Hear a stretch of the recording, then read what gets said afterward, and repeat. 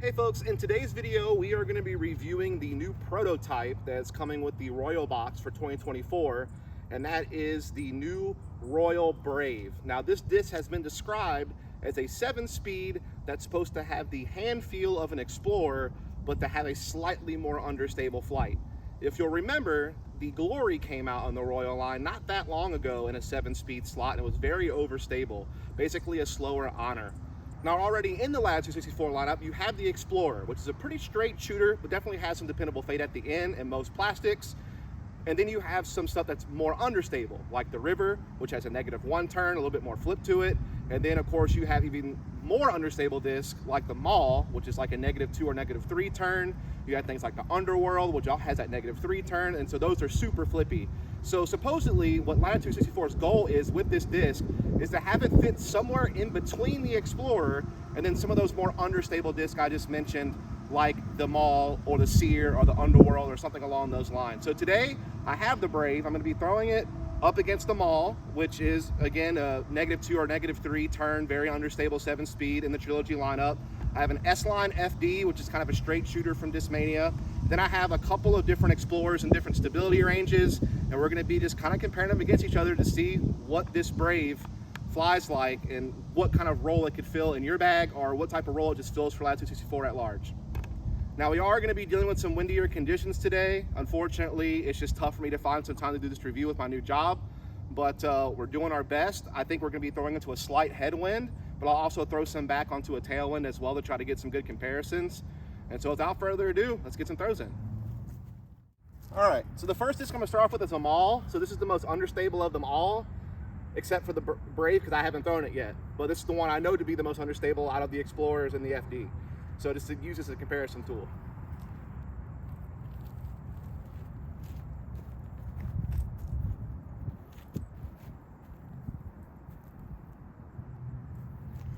Yeah, as you can see in this slight headwind, that Mall did not want to do anything but turn to the right. It's a very understable disc. We threw it into a headwind, and so that's about what I expected. But the reason why I did that is because I want to see how the Brave compares. If it's meant to be a more understable counterpart to the Explorer, how much more understable is it? You know, does it hit that level of understability, or does it have a little bit more integrity? We'll find out. So the next disc I'm going to throw is the S-Line FD. This should be a little less understable than that Mall I just threw, but with the headwind, I definitely still expect some turn. I'm trying to throw these as flat as I can, but you'll see on the film what angle I actually threw it on. I'm not a robot, so I am going to make mistakes. I'm actually having a tendency to kind of come over on my disc a little bit lately, so it's very possible I kind of chop it over or put a little bit ante on it unintentionally, so just kind of keep a lookout for that.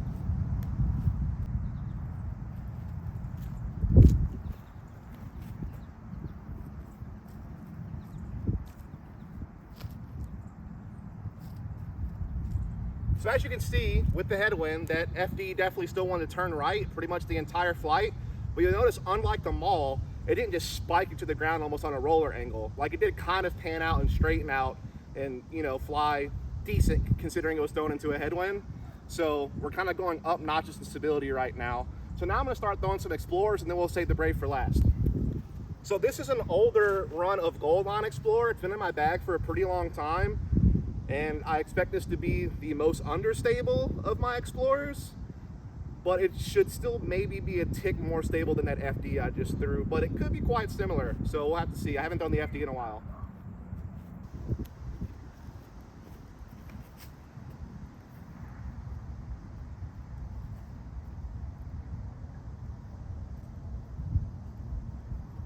So with that Gold Line Explorer, you can see kind of similar to the FD.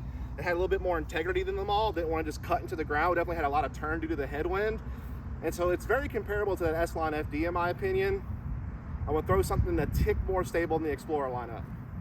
So this is a Opto Explorer, but still pretty beat in. So this shouldn't be too much different in stability than that Gold Line one. Maybe a touch more stability, but hopefully I throw it well so we can get some good comparisons.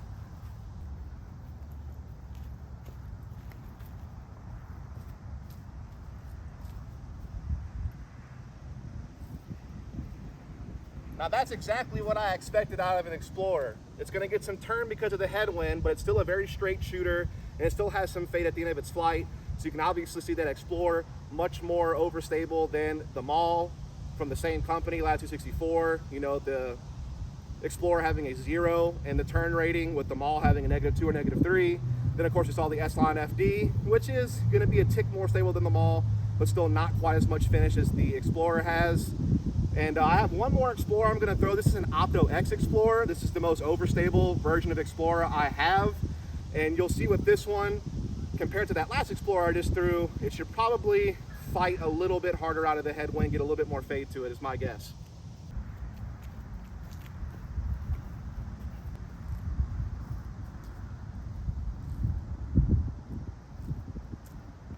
I threw that a little bit low, so it didn't get as much of a flight as I wanted. But you'll know with that Opto X Explorer, because of that headwind, it just flew straight. We didn't get any turn though, if you'll notice. It kind of tried to flip up, but it never really turned, and still had that definitive finish at the end. Now, it didn't have as dramatic as a finish as it would have in a neutral wind or a tailwind, but you could see it's definitely a pretty overstable version of Explorer. Fought the headwind pretty nicely, didn't get too much turn, just kind of had a straight drift and then faded out. And that's what I expected out of that disc. So now let's see how the Brave holds up to those. All right, first throw with the Brave.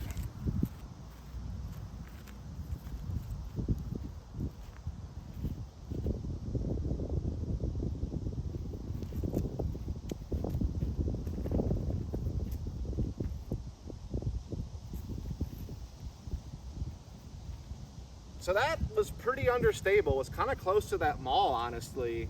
Didn't fight the headwind well at all. Really just wanted to kind of cut roll towards the ground.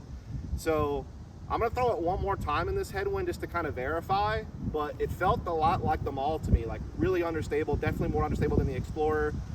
Not quite, you know, enough stability to compare it to like the FD. So we'll throw it one more time though and give it a shot. All right, so this is gonna be my second attempt with the Brave into a slight headwind. The first time I threw it, it kind of just burnt over like the Mall did. So I'm gonna give it one more shot, see if I can get a better throw on it.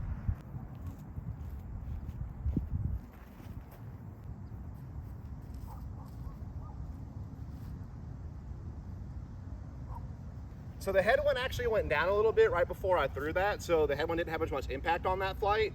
But you could see it still had some decent turn in the flight despite the headwind being down, and then it just kind of petered out. It wasn't the best throw. I didn't get a lot of snap on that one. I kind of powered down, to be honest with you, because I was scared it was going to burn over again. And I might have had a little bit nose up on it as well. But I'm going to throw the Mall, you know, right after it.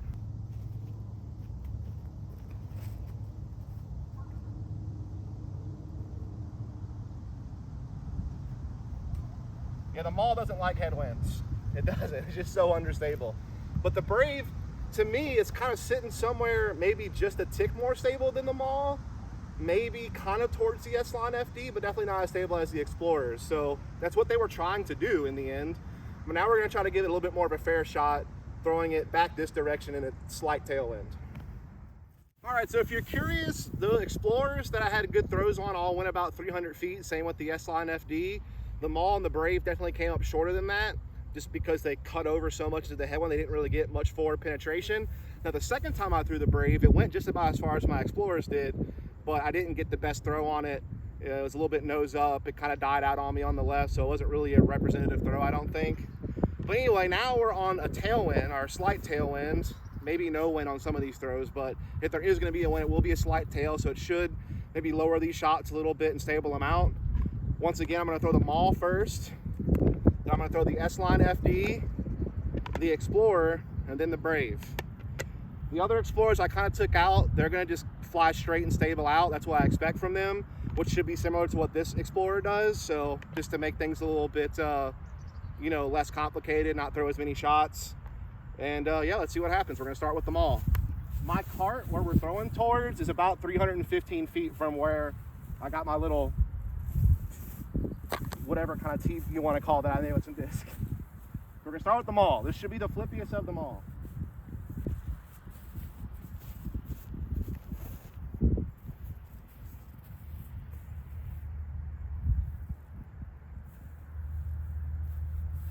Well, I almost hit my cart with that disc, but as you can see, even in a tailwind, that Mall wanted to turn pretty much the entire flight. I threw it pretty flat, I thought, but as you can see, it just was turning pretty much the entire time, and then right at the end, as it kind of ran out of spin, it eventually panned out and settled straight.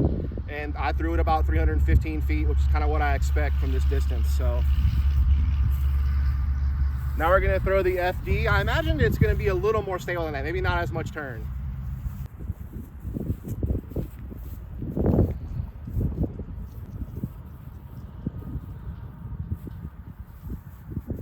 So I didn't throw that one quite as hard, so I didn't get as much distance, but even with the power I put on it, I felt it was pretty similar to them all. And as you can see, it did not want to turn nearly as much. There was definitely some drift to the right, but with the tailwind, it stabled out and was just a straight shooter like I expect the FD to be. So now we're gonna throw this Gold Line Explorer. I expect something quite similar, and then we're gonna try to Brave.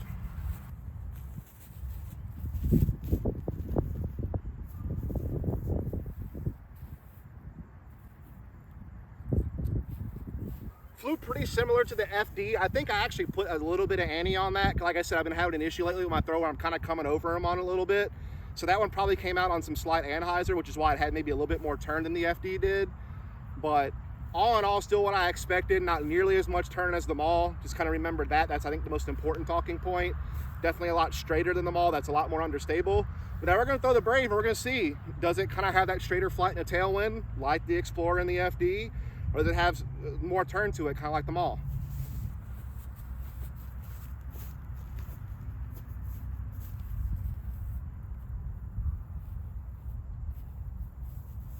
I mean, I may have come over on that a little bit, so that might be on me, but it had a lot of turns, similar to the Mall. So I'm gonna try to throw it one more time in this tailwind and try to throw it a little bit better and make sure that wasn't just some type of, you know, outlier, and we'll kind of do a comparison after that.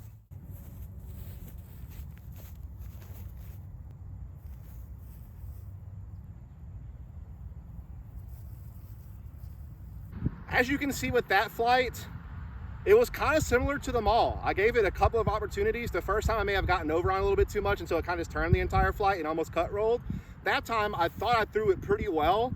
It obviously flew pretty darn far, went past my cart. I was 315 feet away. So it went about 325, 330 probably.